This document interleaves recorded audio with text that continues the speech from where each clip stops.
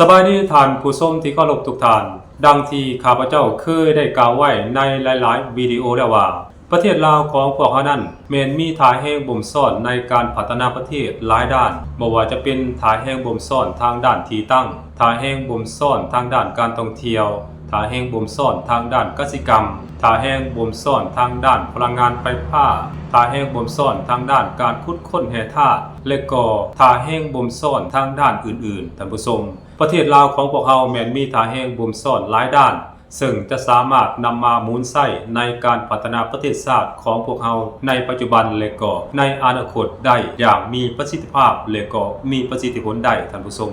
อันนั้นคือท่าแห่งบ่มซ่อนที่ประเทศลาวของพวกเรามีโดยเฉพาะแม่นท่าแห่งบ่มซ่อนทางด้านที่ตั้งหรือว่าท่าแห่งบ่มซ่อนทางด้านภูมิสันฐานและก็ท่าแห่งบ่มซ่อนทางด้านการท่องเที่ยวซึ่งประเทศลาวของพวกเรานั้นก็ถือว่าเป็นประเทศหนึ่งที่มีชื่อเสียงโด่งดังทางด้านการท่องเที่ยวมีแหล่งท่องเที่ยวที่เป็นมรดกโลกและก็เป็นมรดกแห่งชาตินั้นหลายแห่งด้วยกันแต่สำหรับมื้อนี้ข้าพเจ้าจะเล่าเกี่ยวกับท่าแห่งบ่มซ่อนทางด้านที่ตั้งให้บรรดาท่านผู้ชมได้รับชมรับฟังนำกันสำหรับที่ตั้งภูมิสันฐานของประเทศลาวพวกเขานั้นถือว่าเป็นจุดยุทธศาสตร์สำคัญซึ่งบรรดาประเทศมหาอำนาจทั้งหลายนั้นต่างก็ให้ความสนใจที่อยากจะเข้ามาช่วยเหลือหรือว่าอยากเข้ามาร่วมมือหรือว่าอยากเข้ามายึดครองที่ตั้งภูมิสันฐานของประเทศลาวเฮานับตั้งแต่อดีตจนถึงปัจจุบันนั่นเองท่านผู้ชมประเทศลาวของพวกเฮาอ้อมจอดไปด้วยบรรดาประเทศเพื่อนบ้านต่างๆดังนี้ทางทิศเหนือนั้นติดกับประเทศจีนทิศตะวันตกติดกับประเทศพม่าและก็ประเทศไทยทิศใต้ติดกับประเทศกัมพูชาและก็ทิศตะวันออกติดกับประเทศเวียดนามประเทศลาวเป็นเพียงประเทศเดียวในอาเซียนตะวันออกเฉียงใต้ที่บ่มีทางออกสู่ทะเลหรือว่าเป็นประเทศแลนด์ล็อกนั่นเองท่านผู้ชมซึ่งบรรดาประเทศที่บ่มีทางออกสู่ทะเลหรือว่าประเทศแลนด์ล็อกนั้นมักจะมีจุดด้อยหรือว่ามักจะเป็นจุดด้อยในการพัฒนาประเทศเฮ็ดให้การพัฒนาประเทศนั้นซักซ่าบ่ไวคือกับประเทศที่มีทรายทะเลหรือว่าติดจอดกับทะเลนั่นเองท่านผู้ชมทั้งนี้ก็สืบเนื่องมาจากการลำเลียงขนส่งสินค้าประเภทต่างๆโดยเฉพาะแม่นการลำเลียงขนส่งสินค้าที่จะไปขายต่างประเทศและก็สินค้าที่จะนำเข้ามาจากต่างประเทศนั้นพบพ่อกับความยุ่งยากนั่นเองท่านผู้ชมเพราะฉะนั้นจึงเฮ็ดให้บรรดาประเทศที่มีภูมิสันฐานแบบแลนด์ล็อกคือกับประเทศลาวของพวกเรานี้จึงบ่สามารถพัฒนาได้ไวคือกันกับประเทศที่ติดจอดหรือว่าตั้งอยู่ในชายฝั่งทะเลนั่นเองท่านผู้ชมในระยะผ่านมานั้นประเทศลาวของพวกเราก็ถือว่าเป็นประเทศหนึ่งที่พบพ่อกับปัญหาดังกล่าวแต่จุดที่ตั้งดังกล่าวนี้ก็บ่ได้หมายความว่ามันจะเป็นจุดอ่อนหรือว่าจุดบอดเสมอไปโดยเฉพาะประเทศลาวของพวกเราประเทศลาวของพวกเรานั้นบังเอิญตั้งอยู่จุดใจกลางระหว่างบรรดาประเทศที่ข้าพเจ้าได้กล่าวมานั้นกับประเทศจีนพอดีท่านผู้ชม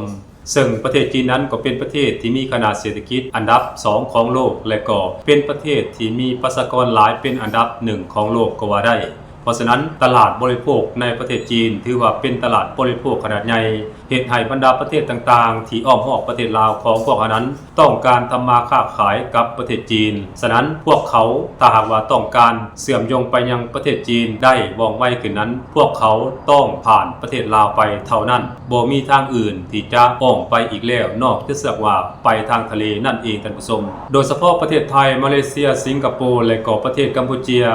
ถ้าว่าต้องการขนส่งสินค้าไปขายให้ประเทศจีนทางบกนั้นก็จะต้องผ่านทางประเทศลาวไปอย่างหลีกเลี่ยงบ่ได้เพราะฉะนั้นสิ่งนี้ก็เป็นอีกอันนึงที่จะเฮ็ดให้ประเทศลาวของพวกเขานั้นใช้ท่าแห่งเหล่านี้มาพัฒนาประเทศชาติได้นั่นเองท่านผู้ชมและในระยะหลังๆมานี้ประเทศลาวของพวกเราบ่ว่าจะเป็นรัฐบาลยุคใดสมัยใดก็ตามก็ได้พยายามเน้นหรือว่าสร้างวิสัยทัศน์ขึ้นมาโดยเฉพาะแม้นต้องการเปลี่ยนประเทศลาวจากประเทศแลนด์ล็อกกลายมาเป็นประเทศแลนด์ลิงก์และบริการทางผ่านนั่นเองท่านผู้ชมและประเทศลาวของพวกเราก็สามารถเฮ็ดสำเร็จได้จนเกิดมีโครงการเส้นทางรถไฟลาวจีนขึ้นมาและโครงการเส้นทางรถไฟลาวจีนนี้มันก็ได้สร้างผลประโยชน์อันมหาศาลให้กับประเทศลาวมาแล้วท่านผู้ชม นอกจากนั้นก็ยังมีโครงการก่อสร้างทางด่วนและก็ทางรถไฟอื่นๆเชื่อมจอดระหว่างประเทศลาวกับบรรดาประเทศเพื่อนบ้านนำอีกด้วยบ่ว่าจะเป็นเส้นทางรถไฟจากท่าแขกไปหาท่าเรือวุ้งอานของประเทศเวียดนามและก็เส้นทางด่วนจากเวียงจันทน์ไปหาฮานอยเส้นทางด่วนจากเวียงจันทน์ไปหาบ่อเต็นและก็เส้นทางด่วนจากเวียงจันทน์ไปหาปากเซซ่อนลงไปใส่ประเทศกัมพูชาบรรดาโครงการต่างๆที่ข้าพเจ้าได้กล่าวขึ้นมานั้นก็ล้วนแล้วแต่เกิดจากการมีวิสัยทัศน์ของรัฐบาลลาวที่ต้องการเปลี่ยนประเทศลาวจากแลนด์ล็อกมาเป็นแลนด์ลิงก์หรือว่าเปลี่ยนจากประเทศที่บ่มีทางออกสู่ทะเลกลายมาเป็นประเทศบริการทางผ่านและก็เสื่อมจอดกับบรรดาประเทศต่างๆในอนุภาคพืชนั่นเองท่านผู้ชมอันนั้นคือมันจะนำผลประโยชน์อันมหาศาลมาสู่ประเทศลาวและต่อไปในอนาคตนี้ประเทศลาวของพวกเรานั้นก็จะบ่ต่างหยังกับประเทศสิงคโปร์บ่ต่างหยังกับคองปานามาจะสามารถเก็บค่าบริการทางผ่านแล้วนำเอาค่าบริการทางผ่านเหล่านั้นมาสร้างสรรค์มาพัฒนาประเทศชาติของพวกเราได้อย่างแน่นอนท่านผู้ชมข้าพเจ้าเชื่อแน่ว่าประเทศลาวของพวกเรานั้นนับแต่นี้เป็นต้นไปจะมีใบหน้าใหม่เกี่ยวกับการก่อสร้างพื้นฐานโครงสร้างทางด้านการคมนาคมและก็การให้การบริการคมนาคมที่สามารถนำเอาผลประโยชน์และรายได้อันมหาศาลมาสู่ประเทศลาวของพวกเราได้อย่างแน่นอนท่านผู้ชมซึ่งนับตั้งแต่ปี 2025 หา 2026 เป็นต้นมานี้ข้าพเจ้าสังเกตเห็นว่าเวียกงานโยธาธิการและขนส่งประเทศลาวของพวกเรานี้กำลังเดินหน้าไปได้ด้วยดีท่านผู้ชมโดยเฉพาะการเคลื่อนไหวสุกยู่ก่อสร้างพื้นฐานโครงสร้างคมนาคมขนส่งเพื่อเชื่อมจอดกับบรรดาประเทศต่างๆในอนุภาคพืชนั่นเองท่านผู้ชมข้าพเจ้าสังเกตเห็นว่าในระยะนี้กระบวนการก่อสร้างถนนหนทางต่างๆเพื่อเชื่อมจอดกับบรรดาประเทศเพื่อนบ้านนั้นแม่นคึกคืนหลายท่านผู้ชมบ่ว่าจะเป็นการก่อสร้างเส้นทางรถไฟลาวเวียดนามโครงการก่อสร้างเส้นทางด่วนแต่วังเวียงหาอุดมไซ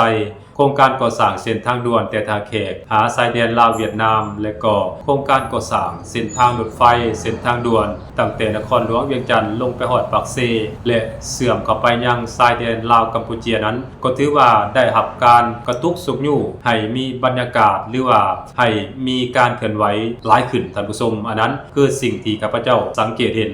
ถ้าว่าบรรดาโครงการก่อสร้างต่างๆที่ข้าพเจ้าได้เล่ามาข้างต้นนั้นได้รับการจัดตั้งปฏิบัติและก่อสร้างสำเร็จภายในปีหรือว่า 2-3 ปีข้างหน้านั้นมันก็จะช่วยเฮ็ดให้บรรยากาศการลงทุนบรรยากาศการเดินทางท่องเที่ยวบ่ว่าจะเป็นทางภายในและก็ต่างประเทศนั้นมีบรรยากาศคึกคืนขึ้นมากกว่าเก่าอย่างแน่นอนมันจะเฮ็ดให้บรรยากาศการพัฒนาเศรษฐกิจสังคมในประเทศลาวของพวกเรานั้นมีบรรยากาศคึกคืนหลายขึ้นมากกว่าเก่าอย่างแน่นอนที่สำคัญพวกเขานั้นจะมีแหล่งรายรับแห่งใหม่เกิดขึ้นมาอย่างเนืองนิดเลียนติดโดยเฉพาะแม้นโครงการก่อสร้างเส้นทางรถไฟลาวเวียดนามโครงการก่อสร้างขัวมิตรภาพลาวไทยเป็นต้นบรรดาโครงการก่อสร้างเหล่านี้มันจะช่วยให้ลาวเฮานั้นมีแหล่งรายรับแห่งใหม่เกิดขึ้นมานั่นเองและนับตั้งแต่นี้เป็นต้นไปประเทศลาวของพวกเรานั้นก็บ่จำเป็นต้องขุดค้นทรัพยากรธรรมชาติไปขายเพื่อมาพัฒนาประเทศชาติเพียงอย่างเดียวอีกต่อไปแล้วท่านผู้ชมเพราะการขุดค้นทรัพยากรธรรมชาติไปขายเพียงอย่างเดียวนั้นมันเป็นการพัฒนาที่บ่มีความยืนยงถ้าว่าการขุดค้นทรัพยากรหมดไปแล้วมันก็จะหมดไปเลยมันจะบ่สามารถป่งขึ้นมาใหม่ได้แต่ถ้าว่าพวกเขาสามารถเปลี่ยนประเทศลาวจากประเทศแลนด์ล็อกกลายเป็นประเทศแลนด์ลิงก์และบริการทางผ่านได้พวกเขาก็จะมีรายรับหรือว่ามีแหล่งรายรับที่ยืนยงถาวรได้นั่นเองท่านผู้ชมเพราะฉะนั้นสิ่งที่พวกเขาหรือว่ารัฐบาลลาวควรเฮ็ดนั่นก็คือพยายามลงทุนก่อสร้างพื้นฐานโครงสร้างเพื่อเชื่อมจอดกับบรรดาประเทศเพื่อนมิตรบ่ว่าจะเป็นจากไทยไปเวียดนามจากเวียดนามไปไทย